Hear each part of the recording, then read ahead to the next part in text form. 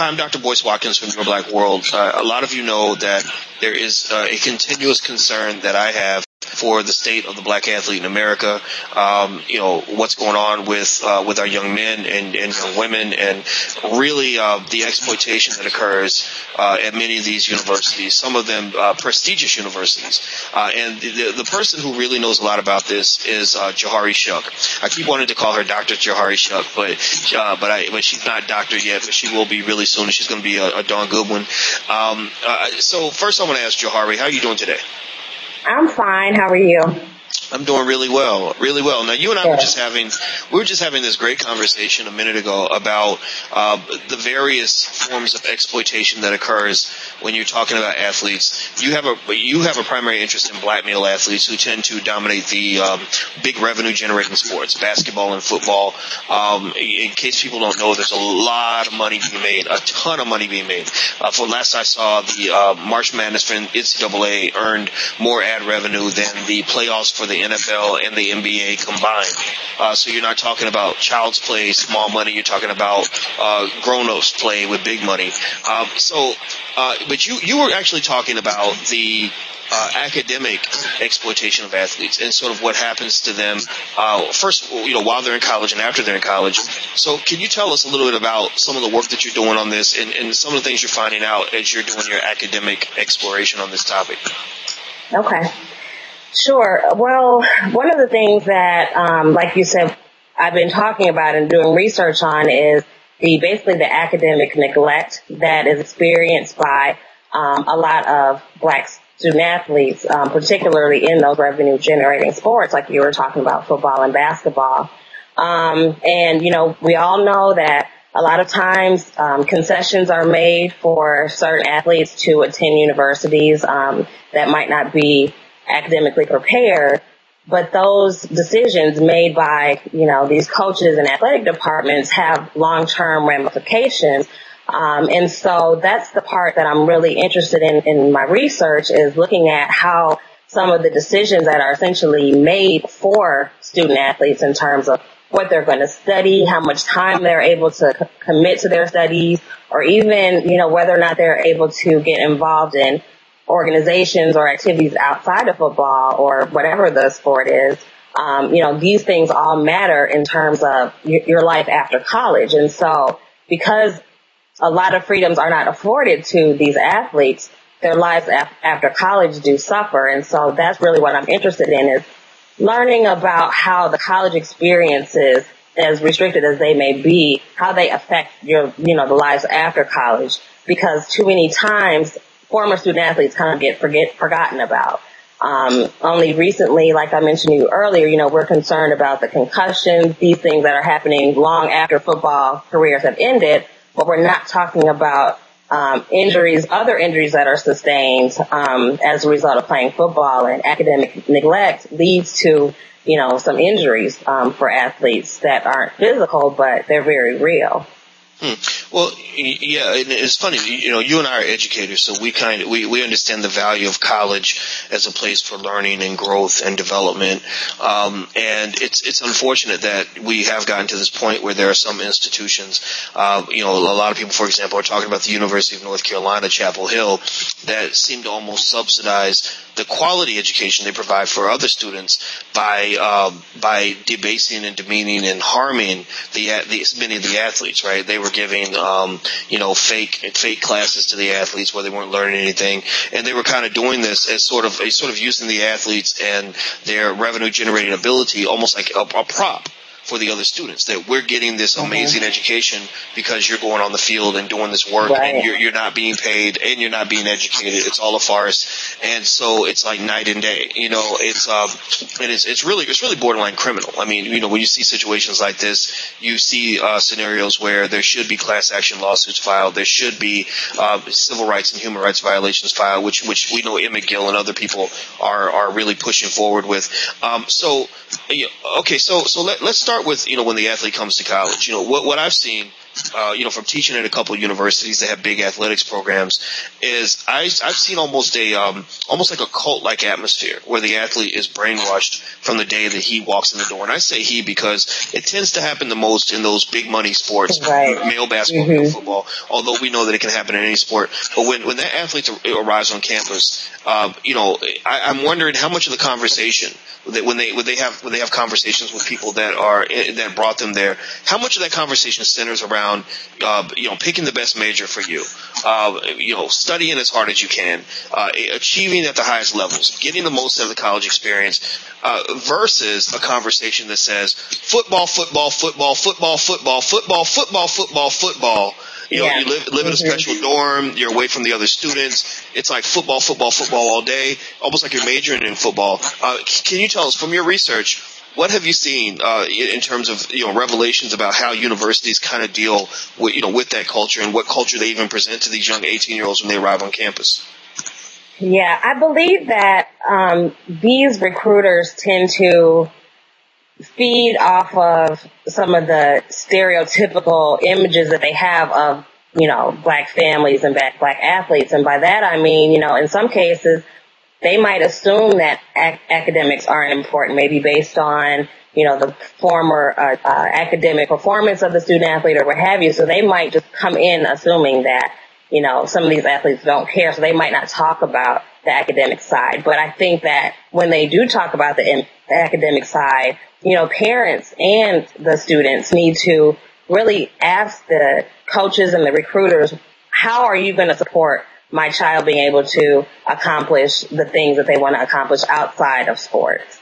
Because the answer that they receive to that question should help them understand, how genuine some of these coaches, are about the success of the students, not just as athletes, but as students. And there are coaches that do take it seriously, so I don't want to paint the picture like all, coaches are exploiting athletes, but by and large, we kind of see this trend with low graduation rates and things like that. This is indicative of a bigger problem that needs to be, addressed.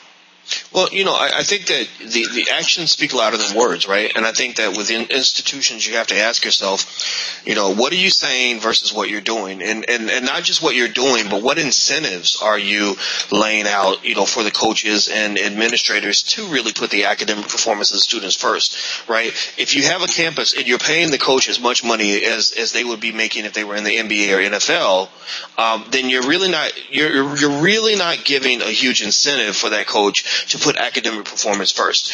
When you're giving a bonus of $500,000 for winning a championship and giving a bonus of $50,000 for good academic performance, then you're sort of saying, look, we value winning that championship far more than we value the academic performance of the student athlete. When you take away a scholarship because of the way someone performed on the field, even though they're performing very well in the classroom, you're sending another clear message that your academic performance is secondary to what you do on the field. When you take an athlete out of class for an entire week so they can go play in a football game across the country on national television, you're again sending another signal. So I think, ultimately, maybe we have to look at what the universities are doing as opposed to what they're saying, because if you ask them all, they're all going to say that these are student athletes, with the word student being first, when really everything that they do says they're athlete students. Is that your observation in your research? Yeah, and one thing that I have noticed is that when it's been reported that, the athletes are coming to visit the schools, they're still kept from the general population. So they're really only getting the impression of college life from student athletes that have gone through the same system. So I think one thing that parents need to, be firm on is wanting their student athlete to be, to interact with others that are not student athletes so that they understand what life is like for, regular, students, because when they're not on the field, they are regular students, and some faculty don't care if they're football players. They're holding them to the same standards. And so it's important that these athletes understand what life is like as a student. Even though they're athletes, you need to know more than that.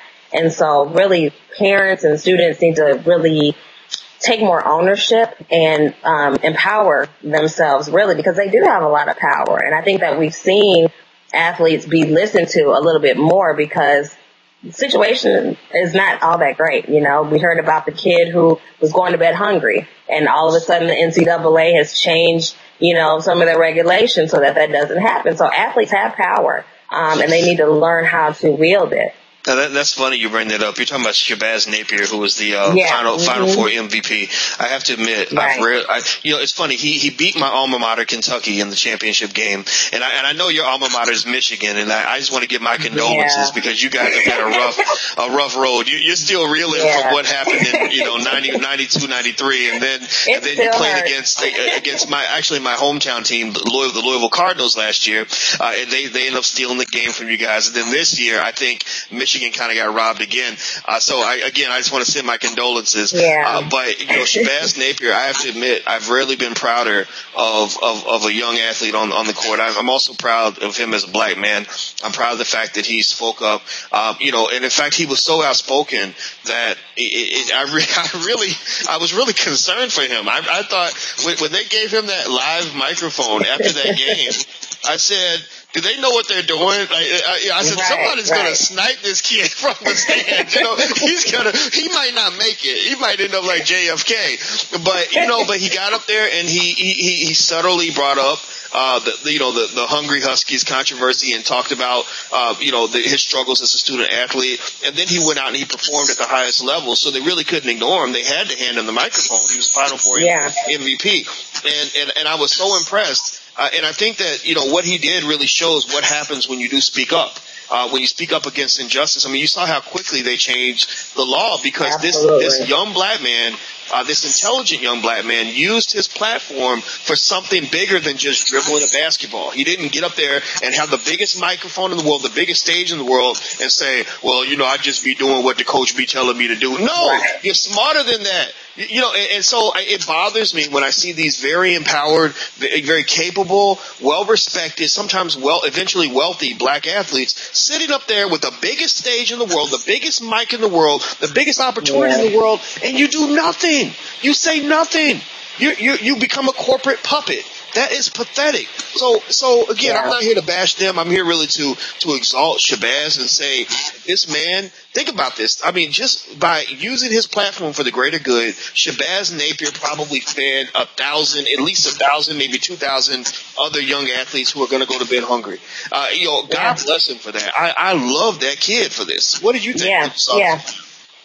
Yeah, and I agree with you. And I think that, you briefly mentioned the North Carolina thing. I think that it's really sad that more athletes that went to North Carolina who did make it aren't speaking out about that. It's the same sort of thing.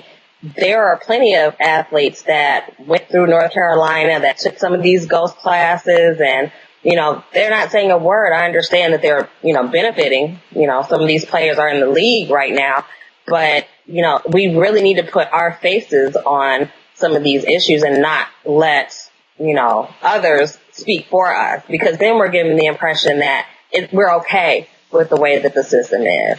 The system's not going to change, but we need to educate ourselves about how to work the system. And that's really, at the end of the day, what we need to teach our kids how to do, because the system is going to work them.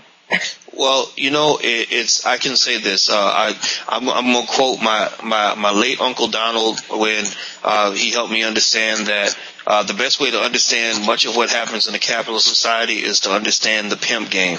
And it really, when you talk about pimping, the fact is that there's a reason that a pimp does not want the prostitute to be educated. The pimp does not want the prostitute to be empowered. The pimp wants the prostitute to feel fearful, to feel ignorant, to feel overly dependent. And so I would argue that when you look at the fact that many of our greatest athletes remain sorely and woefully uneducated, if you think that's an accident, you're an absolute fool. One of the biggest threats to the NCAA system was the fact that Shabazz Napier was educated enough and conscientious enough to understand the exploitation and to intelligently use his platform to speak up on that.